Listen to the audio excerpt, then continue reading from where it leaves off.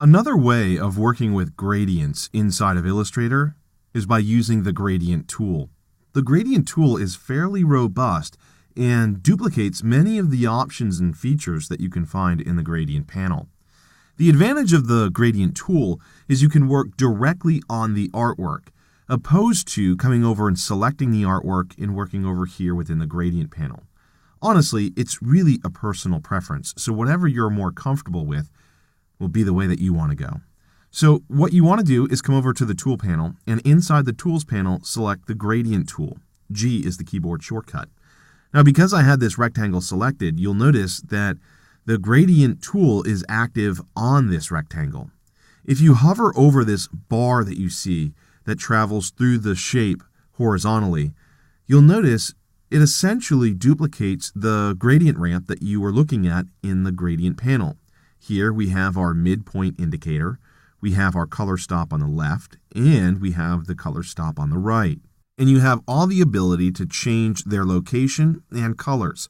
For example, if you wanted to move the midpoint indicator, simply click and drag it. Now, as you do this, you'll notice that the gradient panel is also updated.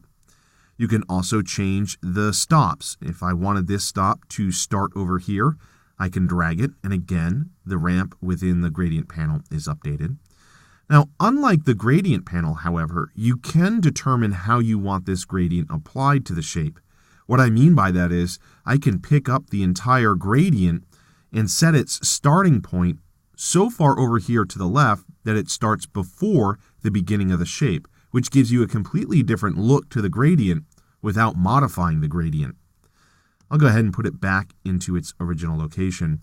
You can also rotate the gradient. Notice if you place your cursor over here towards the end, you get a circular arrow. If you click and drag, you'll notice that you're rotating it. So there's really a lot of control when using the gradient tool. And if you want to change the color, you have that ability. Simply click on the stopper, and you'll notice you have that inline color and swatches panel that appears. You can go ahead and make an adjustment, and you'll notice that the gradient is updated. You can also add stoppers. Notice, as long as your cursor is underneath this bar, you get a plus sign next to your cursor. If you click, you add a new stopper. And, of course, you get a new midpoint indicator. If you want to remove it, click and drag down. So the gradient tool is a lot like the gradient panel. The key difference is, however, you can work directly on your artwork. Now, not only can you work with linear gradients, but you can also work with radial gradients. If you hold down the Command key or the Control key on Windows to temporarily activate your selection tool, you can click away from this rectangle. Then you can come over and click in this radial gradient. And you'll notice you have the exact same options that you had with the linear gradient. Of course, now you're dealing with a radial gradient. So if you grab one of these handles, you can change the perspective of the gradient. Notice it looks a little bit more like an oval now, and you can also control the rotation.